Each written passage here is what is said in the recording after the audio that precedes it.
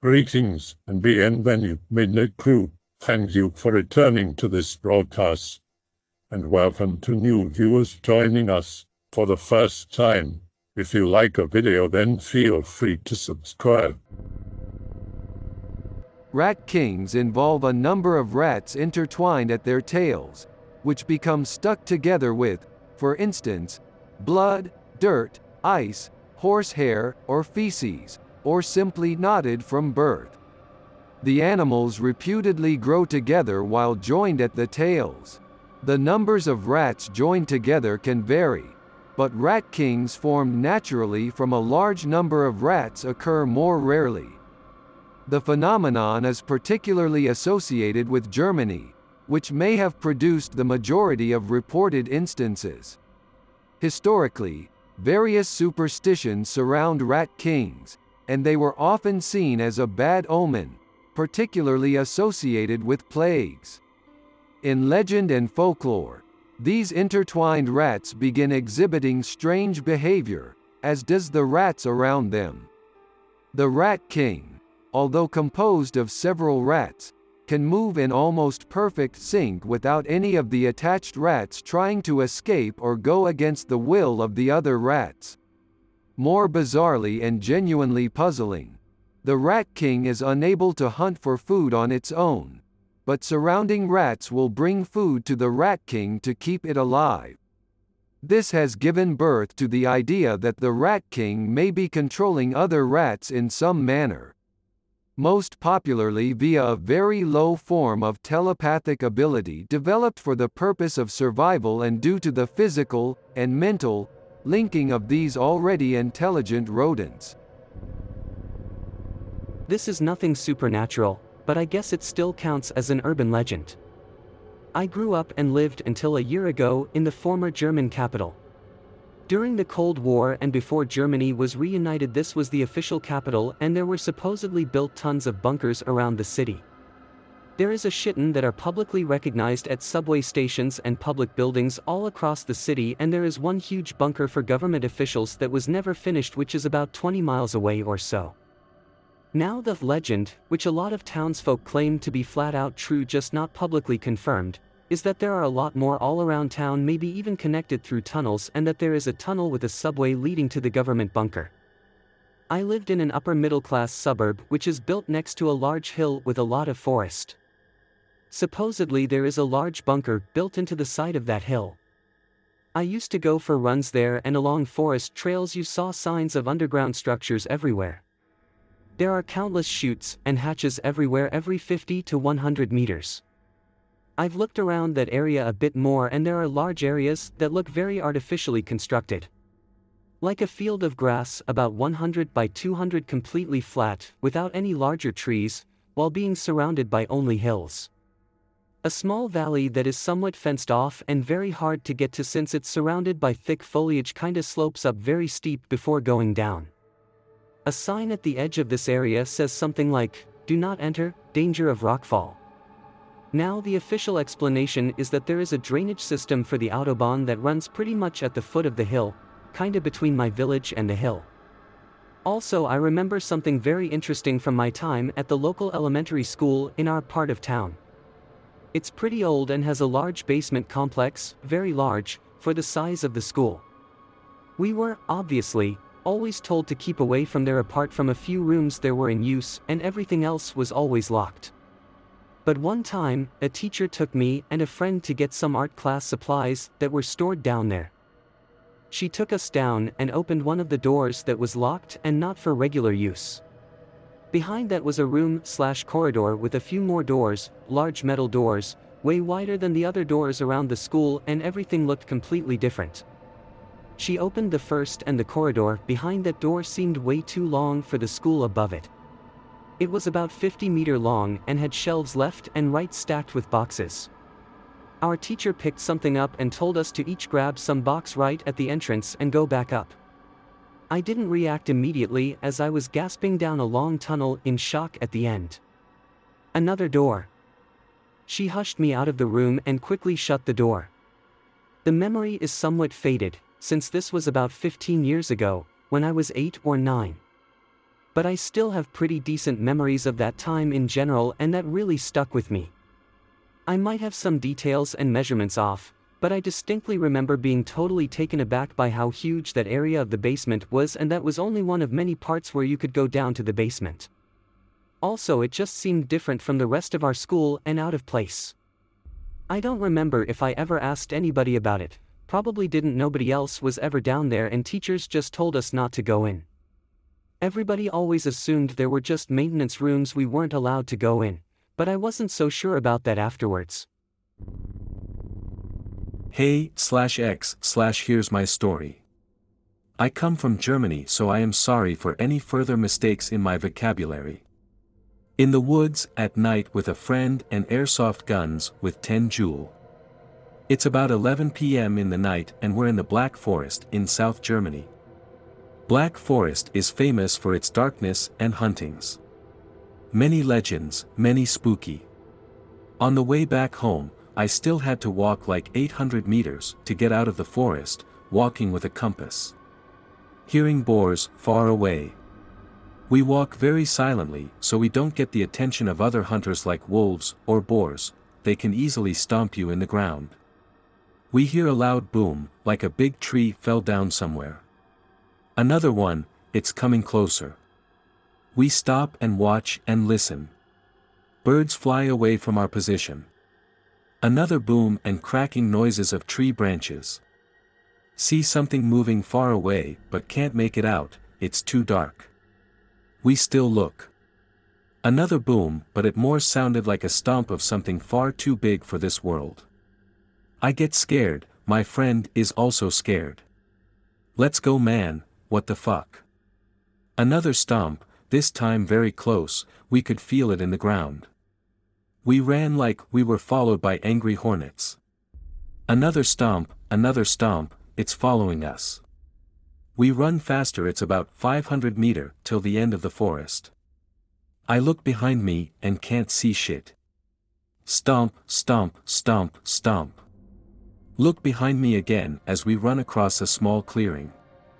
Holy shit, mother, what is this? JPG. It's about 5 to 7 meters tall, long-legged, long-armed, looks like a fucking walking tree and follows us.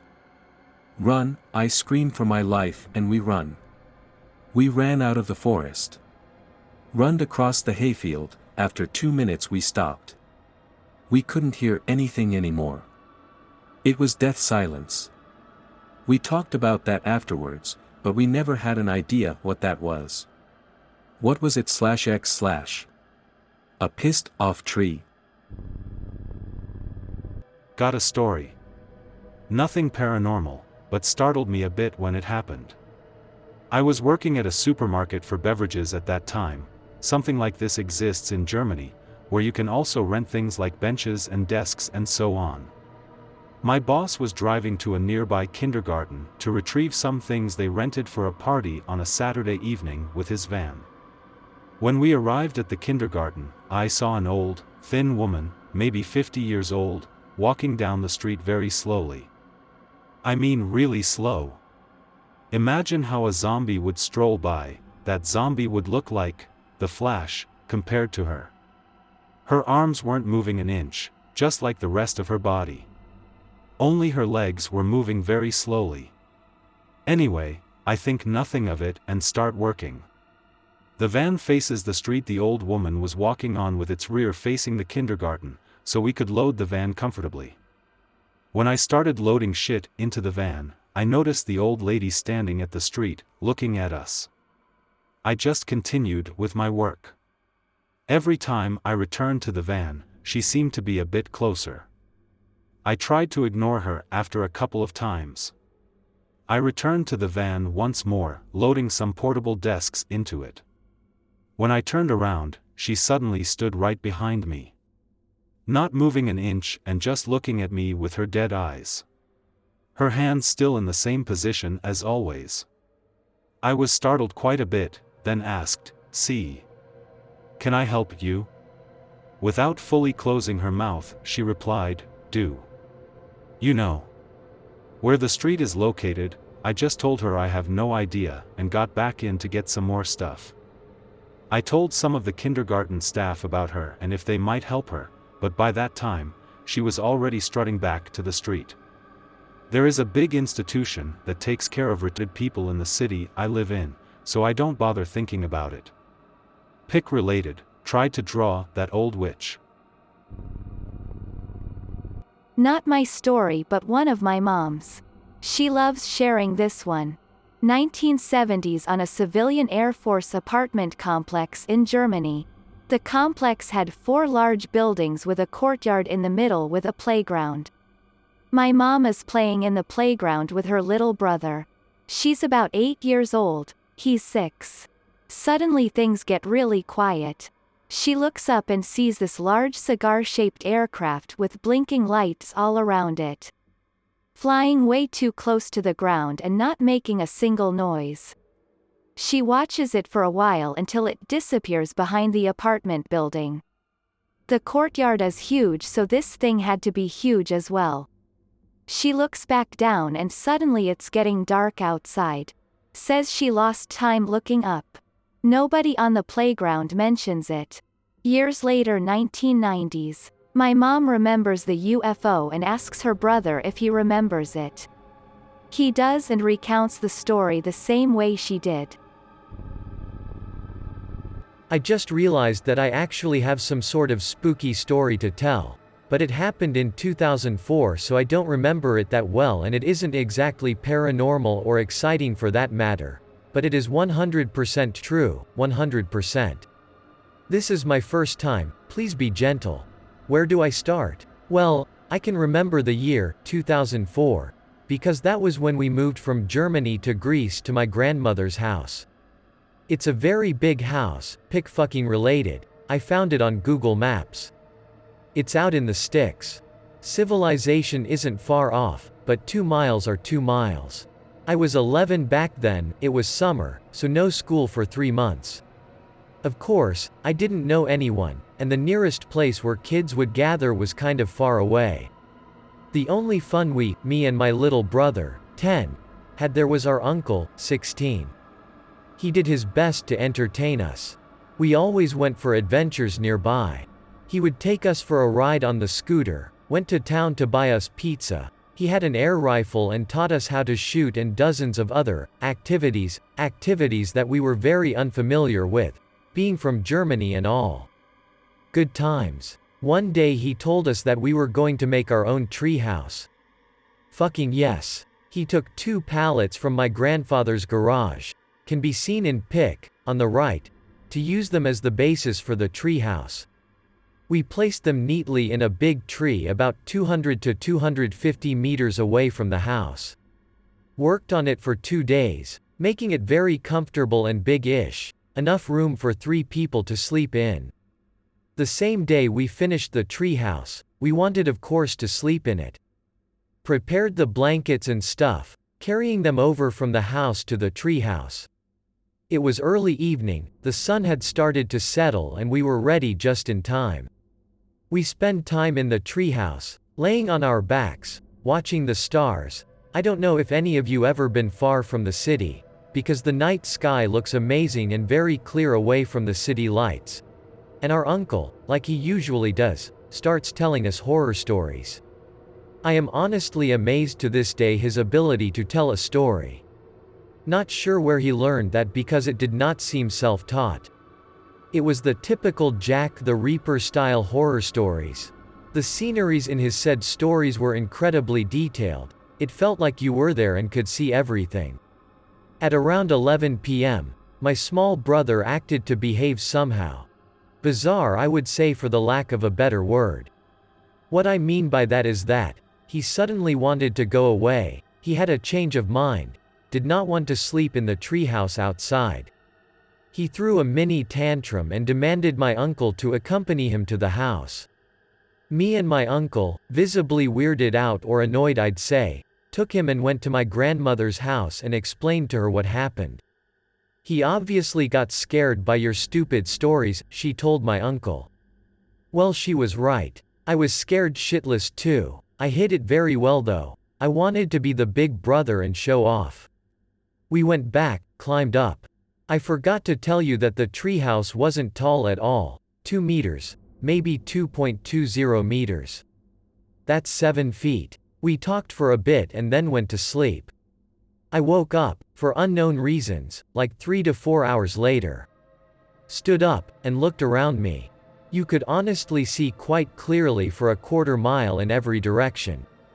It wasn't full moon, around 5/6 of the moon was showing, which was still more than enough to illuminate the cornfields around us.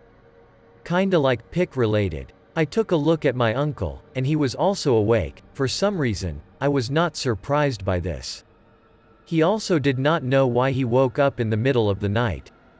We didn't talk at all after, for a solid 10 minutes. Both wide awake, just staring at the sky. And then, not out of nowhere, we somehow expected it to happen. We heard something like a donkey howl. It wasn't exactly the typical donkey noises, but a lot deeper and what seemed to be exhale and inhale sounds mixed with the howl. Now, the strangest part for me was that my grandmother's dogs weren't barking. The house was, like I said before, 200 meters or so away. But it was an open field, out in the sticks, at 3 a.m. You could take a piss and people would hear it from a mile away. Said dogs were very hostile towards strangers, so like I said, it was very strange for them not to be barking like crazy. Odd as it might seem, I wasn't scared. Maybe because my uncle was with me, I thought this was normal and it's someone's local donkey or whatever the fuck, or it was simply a prank by him. That's when I realized that my uncle did not move an inch and stopped breathing. He was scared. No, he seemed terrified. At that point, it felt like I didn't have any blood left in me. That's how cold I felt. He stood up. We looked around in the well-lit night to find what was making the noise. It was 40, maybe 50 meters away, tops. Despite that, we could not see anything, only hear the slowly getting closer and louder noises this thing was making. Let's get the fuck out of here. My uncle said, "Are you crazy, you fucking asshole?" "I am not going down there," I replied. The swearing part is real. I get like that whenever I am spooked out. I guess it is my true self to be a dick. Trust me. This donkey can kick this tree and break it with ease, he told me. I didn't reply. Remember that the treehouse was not tall. It wasn't safe by any means. He looked at me and waited for an action. Everything was silent for what seemed to be a solid minute. And there it was again, crushing the silence that I wished it would last forever. That fucking noise. That hollow donkey-like growling, and with it, bush noises. We didn't even look at each other. We simply knew that we had to get the fuck out. I remember everything after that part in tunnel vision. We left everything there and ran. Sprinted like someone had thrown gasoline into our assholes and lit it up. We did not see anything. Not a shape, nothing. I wish we did. I could lie to you about it and tell you that I saw a creature, something, but I didn't. The cliché, "we never talked about it ever again," sadly also applies. I will have to honestly ask him what this was all about. I feel like he knew what it was. It would explain his reaction. I could go into detail about our sprint if you guys would want to. This is the most paranormal thing that has happened to me. My story is not exactly paranormal, but spooky and terrifying as hell. I was 16 at that time. It was summer and I chilled at my friend's house until midnight. I live in a village in rural Germany. I knew I had to be at home before 1 o'clock, because the street lights would go out and my bicycle did not have any lights. My village at night is already frightening enough. I was the only one on the move. I had to drive on the main street for about 200 meters before I had to turn left.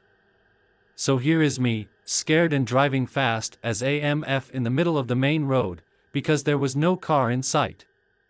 Suddenly, while approaching the side road, I saw a figure in the middle of the main road I was driving on. Damn, I almost shat my pants. Thank God, he was about 50 meters further than the side road. Apparently he did not see me at first and I became aware that he was focused on something lying on the street. It seemed to be an animal as big as a cat or maybe a fox. I don't know, the lighting was not that good. But here it comes that MF packed out a two-handed axe and started fucking hacking that animal. While slowly approaching, you could hear that special sound an axe makes when it hits stone. I was fucking shocked and accelerated as much as I could. That MF noticed me and stared at me totally impassively while holding that big-ass axe in his hands. While shitting massive bricks, I managed to turn left and got the fuck away. The next day, I visited the suspected spot and only found a big dried-out pool of blood. I remember that night very well. From there on, I knew I was living in a village with a crazy axe chopper who dismembers animals at night. This village is totally fucked up. I should preface this by saying that I have no idea what the fuck happened in the story I'm about to tell, and I'm open for interpretations. I just returned a few days ago from the Nordrhein-Westfalen region in Germany, from a mini vacation during reading week to visit some extended family. I've been confused about what happened to me since then, but then I recalled X. So, here's the story. I have always been a big fan of World War II history, and one of the things I pegged on my vacation to-do list was to go searching for some artifacts. I had talked this over with my cousins, whom I was staying with, and they agreed to let me buy and ship a metal detector to their house for when I arrived. When I did get there, I assembled it and managed to convince one of my cousins to come the following day. He wasn't big on standing outside in a forest in the cold all day while I fucked around with a shitty Amazon detector, but I promised to buy him a beer. The next day we set out in the afternoon and drove in the general direction of any forest we could find. After driving for about 30 minutes, we found a decently large one that looked relatively undisturbed by backpackers. In my infinite wisdom based off no experience, I told him that the less disturbed a place was, the better our chances were. I had him park the car on the side of the road and we negotiated our way through the woods, which were, admittedly, thick. Once we got to a clearing where we could stand on flat feet, I turned on the detector and began waving it around like a madman, wanting to cover as much ground as possible. My cousin let out a little laugh and lit a smoke. The next bit isn't that interesting since I was basically just waving my detector around, getting no noise or anything, for hours. We stopped after to eat some sandwiches we brought along. At this point, my cousin was trying to convince me to go home since it was getting even colder and the sun was setting. I promised him another beer if he gave me another hour, which he agreed to. Thankfully, I did find something. I was walking past a fallen tree, which laid along a small swamp, when I heard the first whine from the detector. My ears perked up and I got pretty excited, expecting to find a helmet or something. I followed the whining over to its strongest point, and started digging at the ground with a little trowel I brought. After about 20 minutes of digging with that dinky little thing, I dug up something that looked like pick-related. A fucking ancient sword of all things. My cousin's jaw dropped and said, "You know how much money we can get from that?" Immediately, I clutched the sword to my chest and told him, I found it, I have to decide. We started arguing, with him telling me I'd never be able to get it past airport custom, etc. We cooled down a bit, and he remarked that we should begin moving back to the car, since it was around 7 p.m. by that time. Unfortunately, we were fucked. We had completely forgotten the way to the car. By 8 p.m., we started arguing again about whether to keep walking or try to survive the night in the forest. I had learned a bit of survivalist stuff back home and thought we could manage. He didn't. Cue us arguing again, with him deciding to stomp off and search for the car. I ran after him and begged him to think rationally, as it would be better for us to stay the night together than be separated in the dark. He said to me, "Fine. But I get to hang on to the sword." I told him in no uncertain terms that this would not happen, at which point he tried to take the sword from me by the handle. I held onto it by the blade and cut my hand across the entire palm off of its ragged and rusted edge. At the time, I didn't feel it, and wrenched it away from him. He told me that I was mad in the head and left.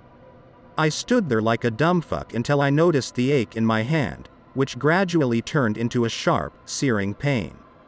To try and stop the bleeding, I wrapped my hand in a piece of my shirt which I ripped off, and began making a crude shelter for the night. It was really pathetic. The night descended and I managed to create a fire, which I encouraged with lots of twigs that were laying around. I laid my head right next to it, bad idea, I know, and went to sleep. This is when things get spooky. I woke up a few hours later, I think, to a fucking red deer snorting in my face. His rack was bigger than pick-related, and looked almost regal.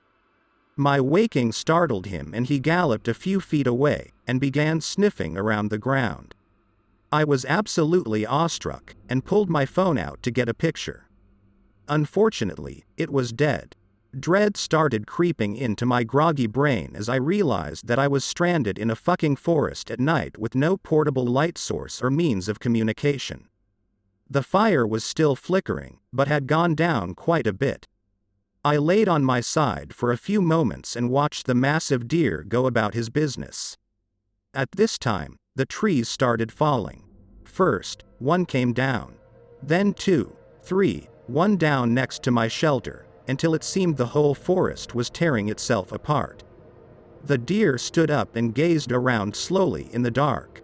A fierce wind blew through my little campsite and stirred leaves and loose dirt up, while trees were still coming down.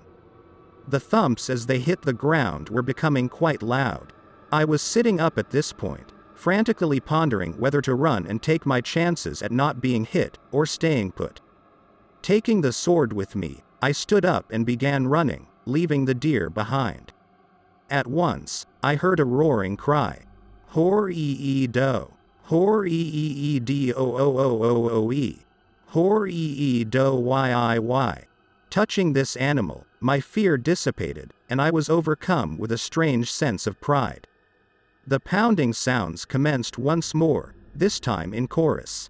They stomped down in rhythm, and I heard humming emerge from the forest. This may sound quite cliché, but I felt a trance come over my entire body. A sense of warmth moved to my side, and I felt my arm moved by an invisible force. I looked down at my hand, and saw that the sword I held was no longer rusted and destroyed, but gleamed like it was made the day before. Another force pushed me forward, closer to the deer.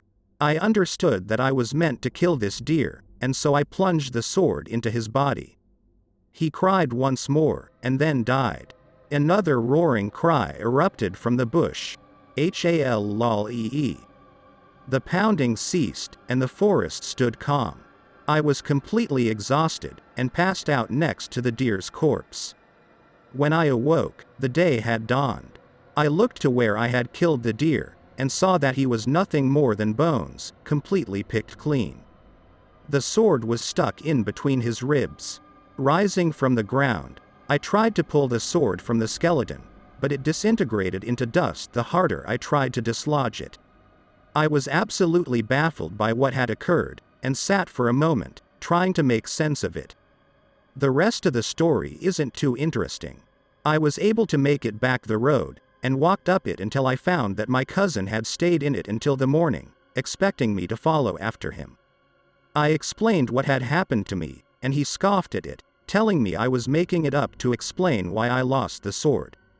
The rest of my time in Germany didn't yield anything particularly noteworthy. I hope that you enjoyed tonight's broadcast. If you enjoyed tonight's story, then please subscribe to the channel as more Greentexts will appear daily. A new broadcast will appear when the clock strikes midnight Central Time.